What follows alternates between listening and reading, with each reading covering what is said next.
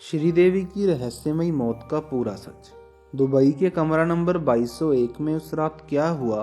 24 फरवरी 2018 को भारत में दुबई से एक ऐसी खबर आती है जिस पर पहली बार तो किसी को भी यकीन नहीं होता है और लोग उस खबर को फर्जी बताने लगते हैं, मगर कुछ ही समय बाद कंफर्म हो जाता है कि खबर सच है।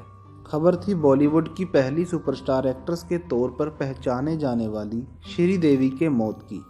श्रीदेवी के मौत की वजह यूएई के बड़े होटल जुमेरा एमिरेट्स टावर के एक कमरे में नहाते समय टब में डूबने को बताया गया था। तो क्या सच में श्रीदेवी की मौत डूबने की वजह से हुई थी? दुबई पुलिस की नज़र में तो मौत की वजह यही थी, मगर जब आप श्रीदेवी की मौत से 4 दिन पहले से घटित घटनाक्रम और मौत की रात कमरा नंबर 2201 में घटित घटनाओं और इन सभी के बीच उठते सवालों पर नज़र डालेंगे तो यकीनन आपके लिए इस बात को हजम करना मुश्किल हो जाएगा कि एक 5 फीट 7 इंच लंबी महिला की मौत 5 फीट 1 इंच लंबे टब में डूबने से हुई होगी। तो आखिर श्रीदेवी की मौत की पूरी सच्चाई क्या है? श्रीदेवी की मौत से पहले क्या हुआ था और मौत वाली रात उस कमरे में क्या कुछ हुआ था? पोस्टमार्टम रिपोर्ट में क्या आया था? चलिए जानते हैं सब कुछ इस वीडियो में। यहाँ हम आपको श्रीदेवी की मौत के बाद दुबई पुलिस की पूछताछ में बोनी कपूर के दिए बयान के बारे में भी बताएंगे, साथ ही अनसुलझे सवालों से भी आपको रूबरू करवाएंगे। यह वीडियो श्रीदेवी की मौत को ही दर्शाती है, तो वीडियो में अंत तक जरूर बने रहें। 13 अगस्त 1963 को जन्मी श्रीदेवी का पूरा नाम श्री अम्मा यंगर अयप्पन था। फिल्मी दुनिया में आने के बाद उन्होंने अपना नाम श्रीदेवी कर लिया। यहाँ श्रीदेवी की पर्सनल लाइफ के बारे में और बातें करने की बजाय हम सीधे उनकी मौत पर आते हैं। 21 फरवरी 2018 को बॉलीवुड के मशहूर कपूर खानदान के रिश्तेदार की शादी दुबई में होनी थी। यह हाई प्रोफाइल शादी थी क्योंकि मोहित फिल्मी दुनिया के सबसे बड़े घराने से संबंध रखते थे। शादी के लिए फिल्मी दुनिया के कई नामचीन लोगों को इन्विटेशन भेजा गया था और कई बड़ी हस्तियां शादी में शामिल होने वाली थी। क्योंकि शादी के दिन करीब आ रहे थे, इसलिए शादी में शामिल होने के लिए मेहमानों के दुबई जाने का सिलसिला भी शुरू हो गया था। इसी क्रम में 18 फरवरी 2018 को श्रीदेवी अपने पति बोनी कपूर और छोटी बेटी खुशी के साथ दुबई के लिए निकल जाते हैं। श्रीदेवी की बेटी जानवी कपूर शादी में नहीं जा रही थी क्योंकि उस समय जानवी फिल्म धड़क की शूटिंग में व्यस्त थी। तय कार्यक्रम के अनुसार यह दुबई पहुंचते हैं।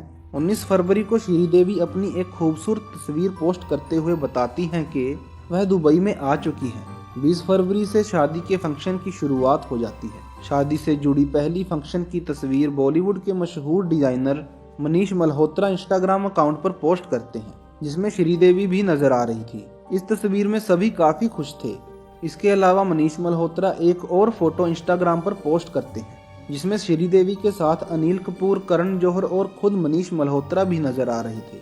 21 फरवरी को बड़े धूमधाम से शादी होती है। शादी के दिन यानी 21 फरवरी 2018 को श्रीदेवी एक बार फिर से अपने इंस्टाग्राम अकाउंट पर एक फोटो पोस्ट करती हैं जिसमें वह मोहित मारवाह की पत्नी हंता मोटीवाला का स्वागत कर रही थी। इस फोटो में श्रीदेवी और अंतरा के साथ खुशी और बोनी कपूर भी नजर आ रहे थे। इस शादी के दौरान श्रीदेवी खूब एंजॉय करती हैं और वह जमकर ठुमके भी लगाती हैं। 21 फरवरी को शादी के सारे फंक्शन खत्म हो जाते हैं। बिजी शेड्यूल होने की वजह से श्रीदेवी के पति बोनी कपूर 21 फरवरी को ही अपनी बेटी खुशी के साथ भारत वापस आ जाते हैं क्योंकि बोनी कपूर को उत्तर प्रदेश इन्वेस्टर्स समिट में शामिल होना था। इन लोगों के साथ श्रीदेवी वापस नहीं आती हैं। श्रीदेवी के वापस न आने के पीछे 2 वजह बताई जाती हैं। एक दावा यह किया गया कि श्रीदेवी की एक बहन दुबई में रहती थी और वह उनसे मिलना चाहती थी, इसलिए वह दुबई में ही रुक गई थी। दूसरा दावा किया जाता है कि श्रीदेवी के वापस ना आने की एक बड़ी वजह यह थी कि वह अपनी बड़ी बेटी जानवी कपूर के लिए शॉपिंग करना चाहती थी क्योंकि जानवी फिल्म शूटिंग में बिजी होने की वजह से शादी में नहीं आ पाई थी। इसलिए Sridevi hotel Jumeirah Emirates tower में ही रुक जाती हैं। उन्हें 2201 नंबर कमरा मिलता है। बोनी कपूर के मुताबिक अगले दिन 22 फरवरी 2018 को प्रोग्राम में भाग लेते हैं जो लखनऊ में आयोजित किया गया था। इस प्रोग्राम के बाद बोनी कपूर अगले दिन 23 फरवरी को अपने एक दोस्त की बर्थडे पार्टी में नजर आते हैं। इधर दुबई में श्रीदेवी 24 फरवरी को बोनी कपूर से फोन पर बात करती हैं और कहती हैं कि मैं तुम्हें बहुत ज़्यादा मिस कर रही हूँ। इधर उधर की बातें होती हैं और थोड़ी देर बाद बोनी कपूर फ़ोन रख देते हैं। क्योंकि वह फ़ोन पर कहती हैं कि वह बोनी कपूर को मिस कर रही हैं। इसलिए बोनी कपूर श्रीदेवी को सरप्राइज देने का फैसला करती है और वह श्रीदेवी को बिना बताए 24 फरवरी को ही शाम में दुबई के लिए निकल जाते हैं। 24 फरवरी यानी श्रीदेवी की मौत वाले दिन की दो कहानियां हैं। दुबई के एक न्यूज़पेपर खलीज टाइम के मुताबिक 24 फरवरी 2018 की घटना के बारे में पुलिस पूछताछ के दौरान बोनी कपूर के दिए बयान के अनुसार लगभग 6:20 के आसपास शाम में बोनी कपूर होटल पहुंचते हैं और वह कमरा नंबर 2201 नॉक करते हैं। श्रीदेवी इसी कमरे में थी। आवाज़ सुनते ही श्रीदेवी कमरा खोलती हैं और वह बोनी कपूर को देखकर भावुक हो जाती हैं और काफ़ी खुश भी होती हैं। दोनों आपस में बातें करते हैं। बातों ही बातों में बोनी कपूर श्रीदेवी से डिनर साथ करने की रिक्वेस्ट करते हैं। बयान के अनुसार श्रीदेवी भी मान जाती है। होटल के कमरे में दाखिल होने के बाद बोनी कपूर और श्रीदेवी लगभग आधे घंटे तक आपस में बातें करते हैं। श्रीदेवी कहती हैं कि जाने से पहले फ्रेश होना चाहती हैं। इसी के बाद श्रीदेवी लगभग 7 बजे के करीब बाथरूम में नहाने के लिए चली जाती हैं और बोनी कपूर कमरे में बैठकर टेलीविजन पर क्रिकेट मैच देखने लगते हैं। यह मैच भारत और दक्षिण अफ्रीका की टीम के बीच खेला जा रहा था। मैच देखते देखते वह सोचते हैं कि श्रीदेवी अब तक बाथरूम से नहाकर नहीं निकली है। इस पर वह आवाज़ लगाते हैं और कहते हैं कि हमें लेट हो रहा है, जल्दी करो। मगर अंदर से कोई जवाब नहीं आता है। इसके थोड़ी देर बाद बोनी कपूर उठकर बाथरूम के करीब जाते हैं और वहां पर खड़े होकर आवाज़ लगाते हैं, मगर इस बार भी उन्हें अंदर से कोई जवाब नहीं मिलता है।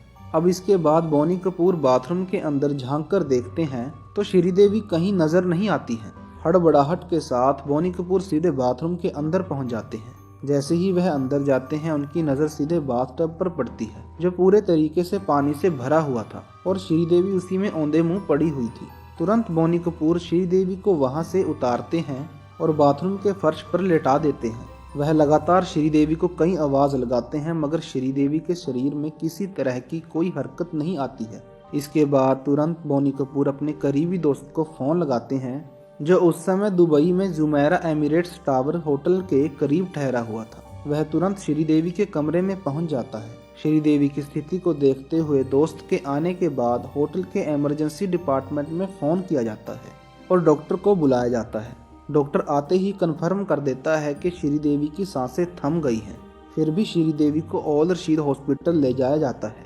यहाँ भी डॉक्टर देखते ही कंफर्म कर देते हैं कि श्रीदेवी की मौत हो चुकी है। मौत की पुष्टि होने के बाद दुबई के स्थानीय समय के अनुसार रात के लगभग 9 बजे दुबई पुलिस को श्रीदेवी की मौत की खबर दी जाती है। तुरंत पुलिस भी आ जाती है और जांच पड़ताल शुरू हो जाती है। दुबई पुलिस की जांच में क्या खुलासा होता है वह हम आपको आगे बताएंगे। फिलहाल हम आपको बताते हैं कि श्रीदेवी की मौत वाले दिन की दूसरी कहानी क्या है। अगर आपने अब तक वीडियो ध्यान से देखा होगा तो आपको याद होगा कि हमने थोड़ी देर पहले ही बताया है कि उस दिन श्रीदेवी दुबई के मशहूर जुमेरा एमिरेट्स टावर होटल में ठहरी हुई थी। होटल के एक मेंबर ने दावा किया था जो बोनी कपूर की कहानी से बिल्कुल ही अलग है। स्टाफ के मेंबर के दावे के अनुसार 24 फरवरी 2018 की शाम श्रीदेवी ने अपने कमरे से रूम सर्विस के नंबर पर कॉल करके एक गिलास पीने का पानी लाने को कहा। स्टाफ के मुताबिक थोड़ी देर बाद होटल का स्टाफ पानी लेकर श्रीदेवी के कमरा नंबर 2201 के बाहर आ गया और डोरबेल बजाने लगा। काफी देर तक डोरबेल बजाने के बावजूद कमरा नहीं खुला।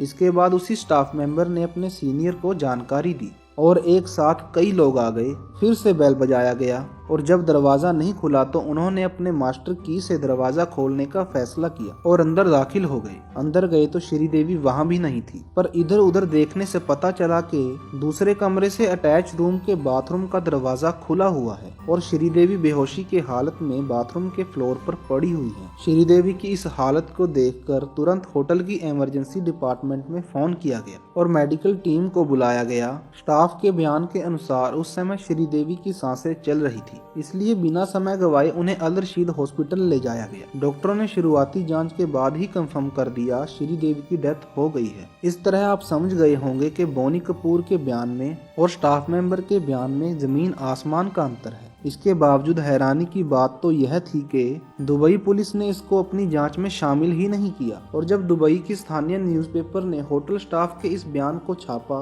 दुबई पुलिस की ओर से इस दावे की जांच नहीं की गई, बल्कि पुलिस ने बोनी कपूर के बयान के अनुसार ही मामला दर्ज करते हुए जांच आगे बढ़ाई। 24 फरवरी 2018 को श्रीदेवी की मौत कंफर्म हो गई तो दुबई पुलिस ने तुरंत लाश को अपने कब्जे में कर लिया और उसे पोस्टमार्टम के लिए भेज दिया गया। यह खबर भारत में भी पहुंच गई। आधिकारिक रूप में कपूर खानदान की ओर से श्रीदेवी को लेकर कोई बयान जारी नहीं किया गया था। हालांकि कुछ ही देर बाद बोनी कपूर के भाई संजय कपूर ने इस बात की पुष्टि कर दी कि श्रीदेवी की मौत दुबई में हो गई है। साथ ही उन्होंने बताया कि यह मौत हार्ट अटैक यानी अचानक हृदय गति रुकने की वजह से हुई है। श्रीदेवी की मौत के तुरंत बाद इस पूरे मामले को दुबई पुलिस ने अपने हाथों में ले लिया था, लेकिन बाद में इस मामले को दुबई पब्लिक प्रोसिक्यूशन को दे दिया गया और अब यही टीम श्रीदेवी की मौत की जांच कर रही थी। खलीज टाइम्स के मुताबिक जांच की शुरुआत सबसे पहले बोनी कपूर से हुई थी। दुबई के एक बड़े अखबार का दावा था कि लगभग 3 से 4 घंटे तक बोनी कपूर से लगातार पूछताछ की गई, जबकि दुबई के एक दूसरे बड़े अखबार ने दावा किया कि बोनी कपूर से पूछताछ नहीं की गई है, बल्कि सिर्फ उनका बयान दर्ज किया गया है। कुल मिलाकर बोनी कपूर की पूछताछ के बाद उन्हें छोड़ दिया गया और शव को भारत लाने की प्रक्रिया शुरू हो गई। क्योंकि मामला काफी हाई प्रोफाइल था, इसलिए दुबई पुलिस काफी तेजी से और पूरी सावधानी के साथ इस मामले की जांच कर रही थी। 25 फरवरी को ही पोस्टमार्टम किया गया और उसमें जो खुलासा हुआ वह थोड़ा हैरान करने वाला था। दुबई पुलिस की फोरेंसिक जांच में खुलासा हुआ कि